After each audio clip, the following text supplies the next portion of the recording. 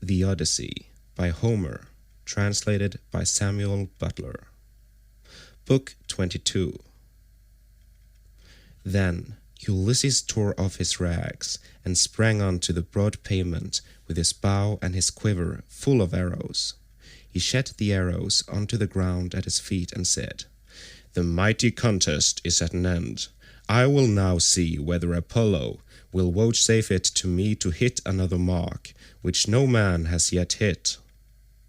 On this he aimed a deadly arrow at Antinous, who was about to take up a two-handed gold cup to drink his wine, and already had it in his hands. He had no thought of death. Who amongst all the revellers would think that one man, however brave, would stand alone among so many and kill him? The arrow struck Antinous in the throat, and the point went clean through his neck, so that he fell over and a cup dropped from his hand, while a thick stream of blood gushed from his nostrils. He kicked the table from him and upset the things on it, so that the bread and roasted meats were all soiled as they fell over onto the ground. The suitors were in an uproar when they saw that a man had been hit. They sprang in dismay, one and all of them, from their seats and looked everywhere towards the walls. But there was neither shield nor spear, and they rebuked Ulysses very angrily. "Stranger," said they, "you shall pay for shooting people in this way. You shall see no other contest. You are a doomed man. He whom you have slain was the foremost youth in Ithaca, and the vultures shall devour you for having killed him." Thus they spoke, for they thought that he had killed Antinous by mistake, and did not perceive that death was hanging over the head of every one of them. But Ulysses glared at them and said, "Dogs, did you think that I should not come back from Troy? You have wasted my substance, have forced my women servants to lie with you, and have wooed my wife while I was still living. You have feared neither God nor man, and now you shall die." They turned pale with fear as he spoke, and every man looked round to see whither he might fly for safety, but Eurymachus alone spoke. "If you are Ulysses," said he, "then what you have said is just. We have done much wrong on your lands and in your house, but Antinous, who was the head and front of the offending, lies low already. It was all his doing. It was not that he wanted to marry Penelope. He did not so much care about that. What he wanted was something quite different, and Jove has not vouchsafed it to him. He wanted to kill your son, and to be chief man in Ithaca. Now, therefore, that he has met the death which was his due, spare the lives of your people. We will make everything good among ourselves, and pay you in full for all that we have eaten and drunk. Each one of us shall pay you a fine worth 20 oxen, and we will keep on giving you gold and bronze till your heart is softened. Until we have done this, no one can complain of your being enraged against us." Ulysses again glared at him and said, "Though you should give me all that you have in the world, both now and all that you ever shall have, I will not stay my hand till I have paid all of you in full. You must fight or fly for your lives, and fly. Not a man of you shall." Their hearts sank as they heard him, but Eurymachus again spoke, saying, "My friends, this man will give us no quarter. He will stand where he is and shoot us down till he has killed every man among us. Let us then show fight. Draw your swords and hold up the tables to shield you from his arrows. Let us have at him with a rush to drive him from the pavement and doorway. We can then get through into the town and raise such an alarm as shall soon stay his shooting." As he spoke, he drew his keen blade of bronze, sharpened on both sides, and with a loud cry sprang towards Ulysses. But Ulysses instantly shot an arrow into his breast that caught him by the nipple and fixed itself in his liver. He dropped his sword and fell doubled over his table. The cup and all the meats went over unto the ground as he smote the earth with his forehead in the agonies of death, and he kicked the stool with his feet until his eyes were closed in darkness. Then Amphinomus drew his sword and made straight at Ulysses to try to get him away from the door, but Telemachus was too quick for him and struck him from behind. The spear caught him between the shoulders and went right through his chest, so that he fell heavily to the ground and struck the earth with his forehead. Then Telemachus sprang away from him, leaving his spear still in the body, for he feared that if he stayed to draw it out, some of the Achaeans might come up and hack at him with a sword, or knock him down. So he set off at a run, and immediately was at his father's side. Then he said, "Father, let me bring you a shield, 2 spears, and a brass helmet for your temples. I will arm myself as well, and bring other armor for the swineherd and the stockman, for we had better be armed." "Run and fetch them," answered Ulysses, "while my arrows hold out, or when I am alone, they may get me away from the door." Telemachus did as his father said, and went off to the storeroom where the armor was kept. He chose 4 shields, 8 spears, and 4 brass helmets with horsehair plumes. He brought them with all speed to his father, and armed himself first, while the stockman and the swineherd also put on their armor, and took their places near Ulysses. Meanwhile, Ulysses, as long as his arrows lasted, had been shooting the suitors one by one, and they fell thick on one another. When his arrows gave out, he set the bow to stand against the end wall of the house by the doorpost, and hung a shield 4 hides thick about his shoulders. On his comely head he set his helmet, well wrought, with a crest of horsehair that nodded menacingly above it, and he grasped 2 redoubtable bronze-shod spears. Now there was a trapdoor on the wall, while at one end of the pavement there was an exit leading to a narrow passage, and this exit was closed by a well-made door. Ulysses told Philoetius to stand by this door and guard it, for only one person could attack it at a time. But Agelaus shouted out, "Cannot someone go up to the trapdoor and tell the people what is going on? Help would come at once, and we should soon make an end of this man and his shooting." "This may not be, Agelaus," answered Melanthius. "The mouth of the narrow passage is dangerously near the entrance to the outer court. One brave man could prevent any number from getting in. But I know what I will do. I will bring your arms from the storeroom, for I am sure it is there that Ulysses and his son have put them."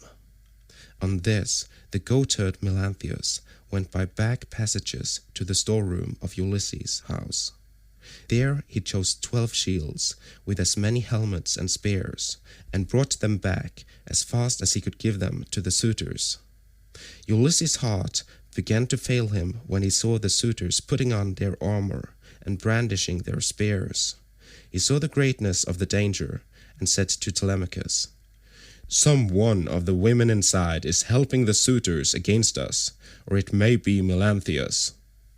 Telemachus answered, "The fault, father, is mine, and mine only. I left the storeroom door open, and they have kept a sharper lookout than I have. Go, Eumenes, to put the door to, and see whether it is one of the women who is doing this, or whether, as I suspect, it is Melanthius, the son of Dolius." Thus did they converse. Meanwhile, Melanthius was again going to the storeroom to fetch more armor, but the swineherd saw him, and said to Ulysses, who was beside him, "Ulysses, noble son of Laertes, it is that scoundrel Melanthius, just as we suspected, who is going to the storeroom. Say, shall I kill him, if I can get the better of him, or shall I bring him here, that you may take your own revenge for all the many wrongs that he has done in your house?"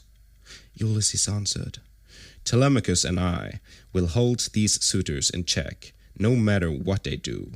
Go back, both of you, and bind Melanthius' hands and feet behind him, Throw him into the storeroom, and make the door fast behind you. Then fasten a noose about his body, and string him close up to the rafters from a high bearing post, that he may linger on in an agony." Thus did he speak, and they did even as he had said. They went to the storeroom, which they entered before Melanthius saw them, for he was busy searching for arms in the innermost part of the room.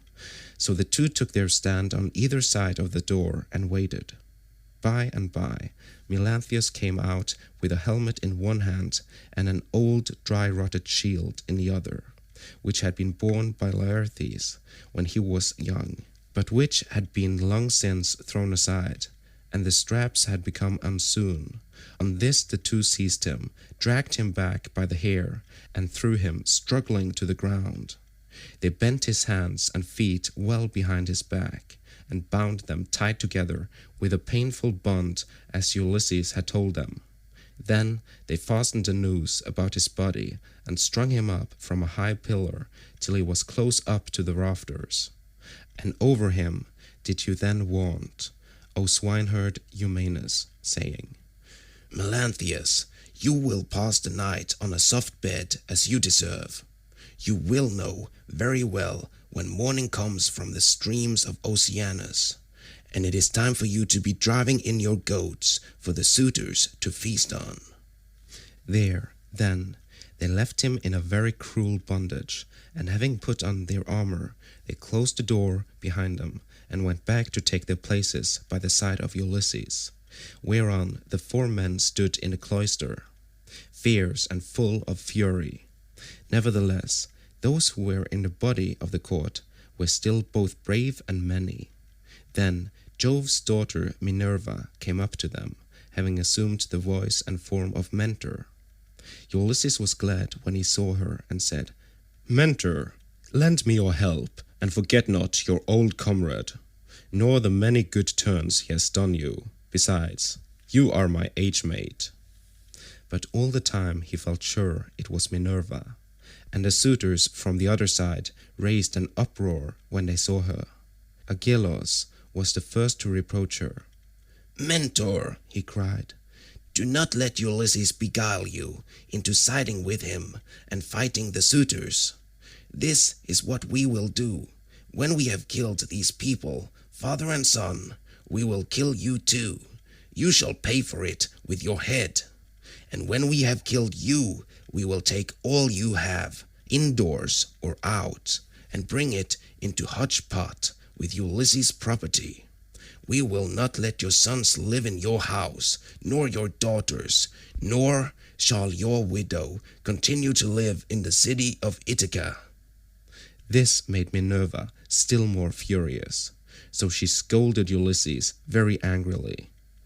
"Ulysses," said she, "your strength and prowess are no longer what they were when you fought for 9 long years among the Trojans about the noble lady Helen. You killed many a man in those days, and it was through your stratagem that Priam's city was taken.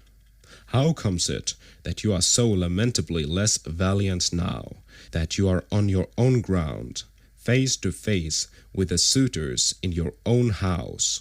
Come on, my good fellow, stand by my side, and see how Mentor, son of Alcinous, shall fight your foes, and requite your kindnesses conferred upon him."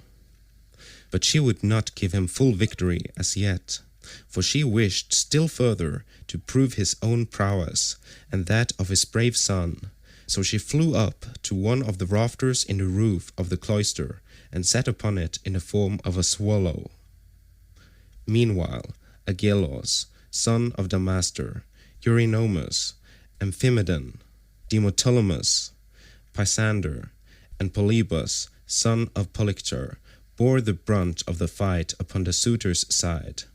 Of all those who were still fighting for their lives, they were by far the most valiant, for the others had already fallen under the arrows of Ulysses. Agelaus shouted to them and said, "My friends, he will soon have to leave off, for Mentor has gone away after having done nothing for him but brag. They are standing at the doors unsupported.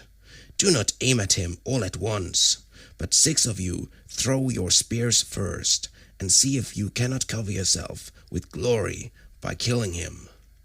When he has fallen, we need not be uneasy about the others." They threw their spears as he bade them, but Minerva made them all of no effect. One hit the doorpost, another went against the door, the pointed shaft of another struck the wall, and as soon as they had avoided all the spears of the suitors, Ulysses said to his own men, "My friends, I should say we too had better let drive into the middle of them, or they will crown all the harm they have done us by killing us outright." They therefore aimed straight in front of them and threw their spears. Ulysses killed Demoptolemus, Telemachus, Readit, Eumaeus, Elatus, while the stockman killed Pisander. These all bit the dust, and as the others drew back into a corner, Ulysses and his men rushed forward and regained their spears by drawing them from the bodies of the dead. The suitors now aimed a second time, but again Minerva made their weapons for the most part without effect. One hit a bearing post of the cloister, another went against the door, while the pointed shaft of another struck the wall. Still, Amphimedon just took a piece of the top skin from off Telemachus's wrist, and Ctesippus managed to graze Eumaeus' shoulder above his shield, but the spear went on and fell to the ground. Then Ulysses and his men let drive into the crowd of suitors. Ulysses hit Eurydamas, Telemachus, Amphimedon, and Eumaeus Polybus. After this, the stockman hit Ctesippus in the breast, and taunted him, saying, "Foul-mouthed son of Polyphemus, do not be so foolish as to talk wickedly another time, but let heaven direct your speech, for the gods are far stronger than men. I make you a present of this advice, to repay you for the foot which you gave Ulysses when he was begging about in his own house." Thus spoke the stockman, and Ulysses struck the son of Damastor with a spear in close fight, while Telemachus hit Leocritus, son of Evenor, in the belly, and the dart went clean through him, so that he fell forward full on his face upon the ground. Then Minerva, from her seat on the rafter, held up her deadly aegis, and the hearts of the suitors quailed. They fled to the other end of the court, like a herd of cattle maddened by the gadfly in early summer when the days are at their longest. As eagle-beaked, crook-taloned vultures from the mountains swoop down on the smaller birds that cower in flocks upon the ground and kill them, for they cannot either fight or fly, and lookers-on enjoy the sport. Even so did Ulysses and his men fall upon the suitors and smite them on every side. They made a horrible groaning as their brains were being battered in, and the ground seethed with their blood. Leiodes then caught the knees of Ulysses and said, "Ulysses, I beseech you, have mercy upon me and spare me. I never wronged any of the women in your house, either in word or deed, and I tried to stop the others. I saw them, but they would not listen, and now they are paying for their folly. I was their sacrificing priest. If you kill me, I shall die without having done anything to deserve it, and shall have got no thanks for all the good that I did." Ulysses looked sternly at him and answered, "If you were their sacrificing priest, you must have prayed many a time that it did be long before I got home again, and that you might marry my wife and have children by her. Therefore you shall die." With these words he picked up the sword that Agelaus had dropped when he was being killed, and which was lying upon the ground. Then he struck Leiodes on the back of his neck, so that his head fell rolling in the dust while he was yet speaking. The minstrel Phemius, son of Terpes, he who had been forced by the suitors to sing by them, now tried to save his life. He was standing near towards the trap-door, and held his lyre in his hand. He did not know whether to fly out of the cloister and sit down by the altar of Jove that was in the outer court, and on which both Laertes and Ulysses had offered up the thigh bones of many an ox, or whether to go straight up to Ulysses and embrace his knees. But in the end he deemed it best to embrace Ulysses' knees. So he laid his lyre on the ground between the mixing bowl and the silver-studded seat. Then, going up to Ulysses, he caught hold of his knees and said, Ulysses, I beseech you have mercy on me and spare me. You will be sorry for it afterwards if you kill a bard who can sing both for gods and men as I can. I make all my lays myself, and heaven visits me with every kind of inspiration. I would sing to you as though you were a god. Do not therefore be in such a hurry to cut my head off. Your own son, Telemachus, will tell you that I did not want to frequent your house and sing to the suitors after their meals, but they were too many and too strong for me, so they made me. Telemachus heard him, and at once went up to his father. Hold, he cried. The man is guiltless, do him no hurt, and we will spare Medon too, who was always good to me when I was a boy, unless Philoctetes or Eumaeus has already killed him, or he has fallen in your way when you were raging about the court. Medon caught these words of Telemachus, for he was crouching under a seat, beneath which he had hidden by covering himself up with a freshly flayed heifer's hide. So he threw off the hide, went up to Telemachus, and laid hold of his knees. Here I am, my dear sir, said he. Stay your hand, therefore, and tell your father, or he will kill me in his rage against the suitors, for having wasted his substance and been so foolishly disrespectful to yourself. Ulysses smiled at him and answered, Fear not, Telemachus has saved your life, that you may know in the future and tell other people how greatly better good deeds prosper than evil ones. Go therefore outside the cloisters into the outer court, and be out of the way of the slaughter, you and the bard, while I finish my work here inside. The pair went into the outer court as fast as they could, and sat down by Jove's great altar, looking fearfully round, and still expecting that they would be killed. Then Ulysses searched the whole court carefully over, to see if anyone had managed to hide himself and was still living, but he found them all lying in the dust and weltering in their blood. They were like fishes, which fishermen have netted out of the sea, and thrown upon the beach to lie gasping for water, till the heat of the sun makes an end of them. Even so were the suitors lying all huddled up, one against the other. Then Ulysses said to Telemachus, Call nurse Euryclea, I have something to say to her. Telemachus went and knocked at the door of the women's room. Make haste, said he, you old woman who have been set over all the other women in the house. Come outside, my father wishes to speak to you. When Euryclea heard this, she unfastened the door of the women's room and came out, following Telemachus. She found Ulysses among the corpses, bespattered with blood and filth, like a lion that has just been devouring an ox, and his breast and both his cheeks are all bloody, so that he is a fearful sight. Even so was Ulysses besmirched from head to foot with gore. When she saw all the corpses and such a quantity of blood, she was beginning to cry out for joy, for she saw that a great deed had been done. But Ulysses checked her. Old woman, said he, rejoice in silence. Restrain yourself, and do not make any noise about it. It is an unholy thing to vaunt over dead men.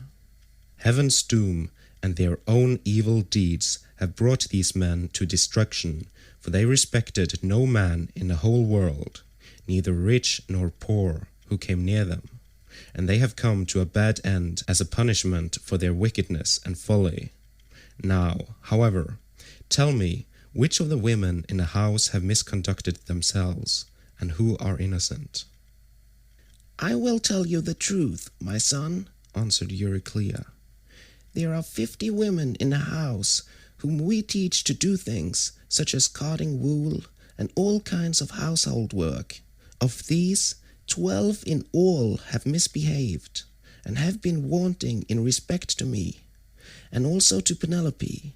They showed no disrespect to Telemachus, for he has only lately grown, and his mother never permitted him to give orders to the female servants. But let me go upstairs and tell your wife all that has happened, for some god has been sending her to sleep." "Do not wake her yet," answered Ulysses, "but tell the women who have misconducted themselves to come to me." Euryclea left the cloister to tell the women, and make them come to Ulysses. In the meanwhile he called Telemachus, the stockman, and the swineherd. "Begin," said he, "to remove the dead, and make the women help you. Then get sponges and clean water to swill down the tables and seat. When you have thoroughly cleansed the whole cloisters, take the women into the space between the domed room and the wall of the outer court, and run them through with your swords till they are quite dead, and have forgotten all about love and the way in which they used to lie in secret with the suitors." On this the women came down in a body, weeping and wailing bitterly. First they carried the dead bodies out and propped them up against one another in a gatehouse. Ulysses ordered them about and made them do their work quickly, so they had to carry the bodies out. When they had done this, they cleaned all the tables and seats with sponges and water, while Telemachus and the 2 others shoveled up the blood and dirt from the ground, and the women carried it all away and put it out of doors.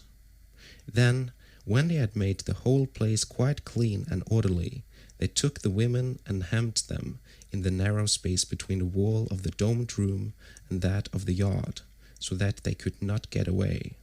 And Telemachus said to the other 2, "I shall not let these women die a clean death, for they were insolent to me and my mother, and used to sleep with the suitors." So saying, he made a ship's cable fast to one of the bearing posts that supported the roof of the domed room, and secured it all around the building at a good height, lest any of the women's feet should touch the ground, and as thrushes or doves beat against a net that had been set for them in a thicket just as they were getting to their nest, and a terrible fate awaits them. Even so did the women have to put their heads in nooses one after the other and die most miserably.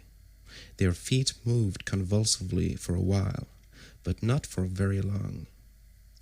As for Melanthius, they took him through the cloister into the inner court. There they cut off his nose and his ears. They drew out his vitals and gave them to the dogs raw, and then in their fury they cut off his hands and his feet.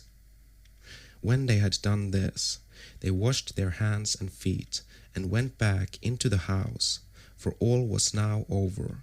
And Ulysses said to the dear old nurse Euryclea, "Bring me sulphur, which cleanses all pollution, and fetch fire also, that I may burn it, and purify the cloisters.